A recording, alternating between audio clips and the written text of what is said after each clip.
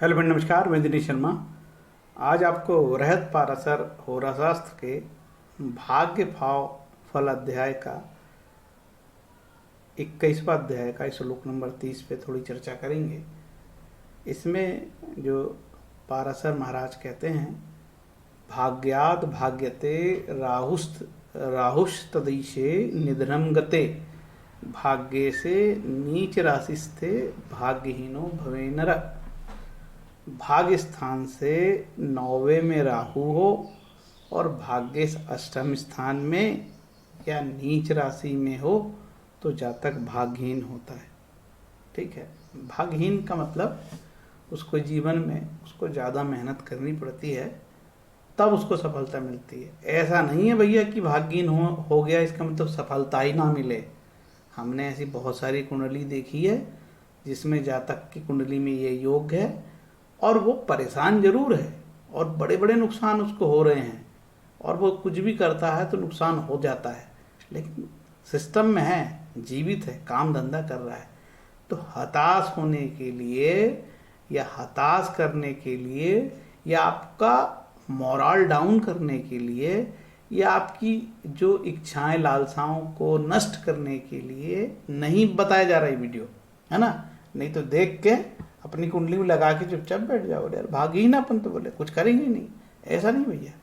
ये मेरा mobile number है, ज़रूरत पड़े तो संपर्क कर सकते हैं कुंडली विश्लेषण के लिए। ये नंबर पहली कुंडली है जो जातक का इसमें ज़्यादा एजुकेशन नहीं है और जातक संपन्न परिवार से ही है, ठीक है, लेकिन अनेक आर्थिक हानि जातक को हुई और जातक की जो शनि की दशा, जो कि शनि उच्च का है, तो शनि की दशा में अभी वो परेशान है।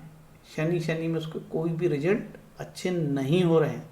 इस कुंडली में देखिए, इसका जो नवमेश है वो अष्टम में आ गया और नवम से राहु है, जो कि वृषभ राशि के राहु को अच्छा माना जाता है, उच्च का माना जाता है ना। इसके बाद भी जातक की कुंडली में जीवन में अनेक बार ऐसे अवसर आए कि जातक ऋणी हो गया, बड़ी ऊंची छलांग लगाते लगाते नीचे आ गया, ऋणग्रस्त हो गया, ऋणग्रस्त होके हताश हो जाता है।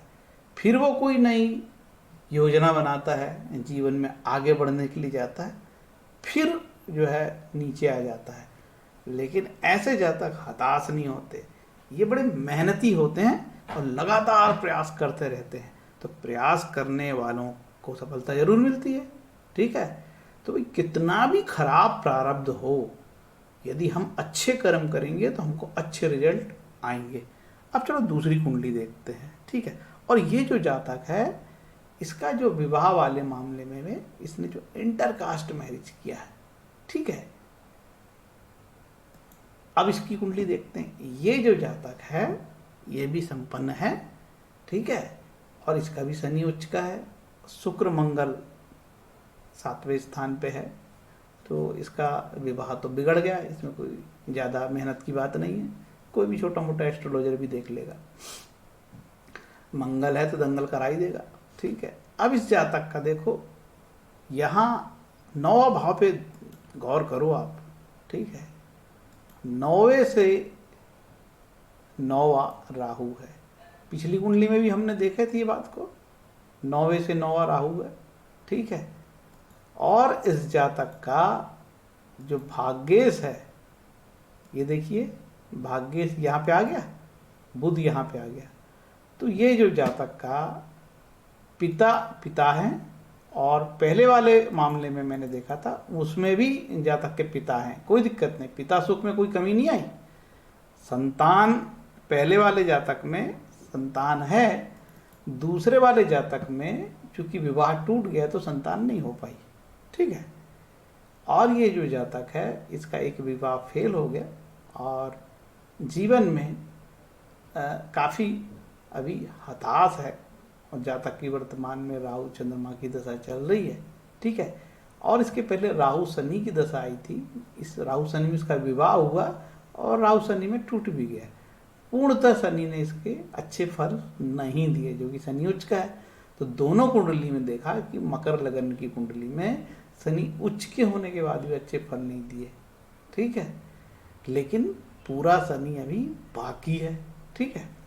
और इस कुंडली में तो वर्तमान में अभी जो शनि में शनि चल रहा है, इस कुंडली में शनि चल रहा है जो जातक संकट में है, और इस कुंडली में जातक अभी राहु में चंद्रमा चल रहा है, ठीक है, और राहु चंद्रमा आपस में षडाष्टक है, ठीक है, लेकिन पुनः जातक विवाह करेगा और जीवन बसाएगा।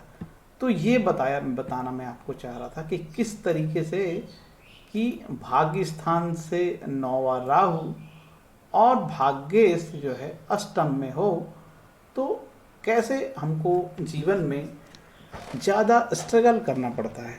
देखो, आपको होरा शास्त्र ने क्या लिखा है कि दौर्भाग्य योग है ना, होरा शास्त्र ने लिखा है कि दौर्भाग्य योग लिखा है, इसको दुर्भाग्य हिंदी में आगे लिखा है कि दौर्भाग्य योग, कि दुर्भाग्य होगा। अब दुर्भाग्य या किसी को भाग्यहीन बोले तो बड़ा डर जाता है जातक, यार क्या बोल रहा है एस्ट्रोलॉजर, और अंग्रेजी में बोले कि अनफॉर्चुनेट, हाँ ठीक है।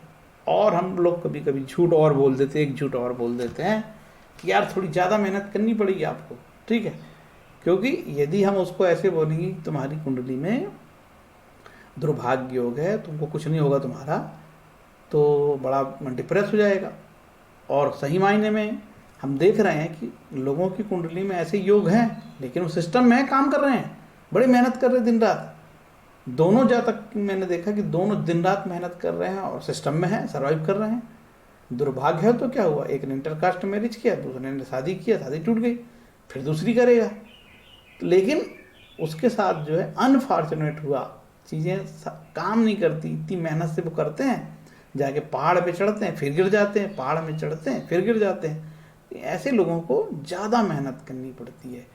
ऐसी कुंडली में यदि योग है तो उनको थोड़ा सावधान रहना चाहिए और अपने वरिष्ठ जनों से सलाह लेके काम करना चाहिए, सफल व्यक्ति के सानिध्य में रहना चाहिए और हर चीज़ थोड़ी पूछ के करनी चाहिए, तो हो सकता है कि जो हानि है वो कम हो।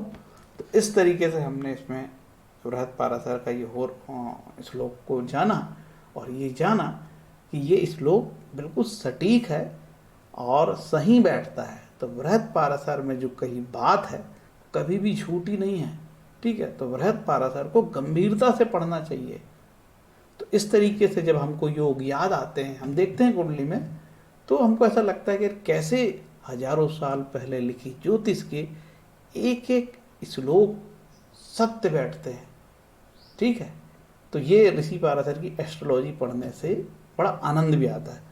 और यदि हमारी कुंडली में कोई ऐसा योग है तो योग वशिष्ठ एक ग्रंथ है जो गीता प्रेस से भी निकलता है, उसमें लिखा है, योग वशिष्ठ महाराज ने, वेद व्यास जी ने लिखा है कि यदि प्रारब्ध बहुत भयंकर रूप से हमको कष्ट दे रहा है तो हम अपने पौरुष को, हमने अपने कर्म को बहुत अच्छे बना के लाभ ले सकते हैं। यदि हमारा प्रारब्ध बहुत खराब है लेकिन हम बहुत अच्छे कर्म करते हैं तो अच्छे कर्म करने से जो हमारा कठोर प्रारब्ध है वो कभी कभी नरमी बरतता है और हमको मदद करने लगता है और हमको अच्छे रास्ते मिल जाते हैं। तो भैया प्रारब्ध कुछ भी बोले लेकिन हमको अच्छे कर्म करके अपने बुरे प्रारब्ध को नरम कर देना, कठोर को नरम कर देना। इसलिए कहा जाता है कि देव देव देव आलसी पुकारा, भाग्य के भरोसे नहीं रहना, हमको अपने कर्म पे डिपेंड करना। ठीक है यार, एक बार हानि हो गई, 2 बार हानि हो गई, लेकिन हमको काम नहीं छोड़ना। आज नहीं कल हमको सफलता मिलेगी, इसी सिद्धांत पे हमको अटल रहना है। और जब आपके जीवन में बहुत कठिन समय आए तो आप अच्छा स्वाध्याय कीजिए, ठीक है। स्वाध्याय में प्रमाद मत कीजिए, आलसी मत बनिए, अच्छा लिटरेचर पढ़िए। अच्छा लिटरेचर कहाँ मिलेगा आपको? रामकृष्ण मिशन वेल्लूर से, नागपुर से अच्छा लिटरेचर है। युग निर्माण मिशन गायत्री परिवार वालों का बहुत अच्छा लिटरेचर है। गीता प्रेस का बहुत अच्छा लिटरेचर है। और भी अनेक संस्थान हैं जिन्होंने अच्छे अच्छे लिटरेचर, प्रेरणादायी किताबें निकाली है। लेकिन पंडित श्री राम शर्मा ने जो मोटिवेशनल किताबें निकाली है उनके सामने सारी किताबें फीकी पड़ती है। हमारे निजी जीवन में भी हमने देखा कि जब भी हमको कोई नैराश्य पैदा होता है, कोई हताशा पैदा होती है, तो हम अच्छा स्वाध्याय करके फिर से अपने आप को मोटिवेट बना लेते हैं। क्योंकि आत्म बल से बड़ा बल कोई नहीं है दुनिया में। आत्मा का बल, मन के जीते जीत, मन के हारे हार, आत्मा के बल से बड़ा कोई बड़ा बल नहीं है। ये हम देखते हैं और ये बिल्कुल सही भी है। क्योंकि कलयुग में हमारी जो प्रबल इच्छाएं हैं, हमारी लालसाएं, हमारे टारगेट है, अंधाधुंध है, कभी कभी हमारी क्षमता से अधिक टारगेट हो जाते हैं, ठीक है, और हमको उसमें सफलता नहीं मिलती तो हम डिप्रेशन में हो चले जाते हैं, हताश होते हैं। तो कई बार हमको अपनी जो लक्ष्य है और हमारी अभिलाषाएं हैं, हमारी क्षमता के अनुरूप होनी चाहिए, ठीक है। यदि क्षमता के अनुरूप हमारे टारगेट होंगे और टारगेट ऐसे सेट किए जाएं जिनका समाज से वास्ता हो, एक तरफा ना हो, ठीक है। यदि समाज से वास्ता हो, जनहित में टारगेट सेट किए जाएं तो बड़ी सफलता आपको मिलेगी और आप खुश रहोगे। खुश रहने के लिए आपको जो है आपके मनोबल को बढ़ाना पड़ेगा, अच्छा स्वाध्याय करना पड़ेगा। कुंडली में कोई भी योग, कोई फर्क नहीं पड़ता, ठीक है। हरे कृष्णा। Thank you.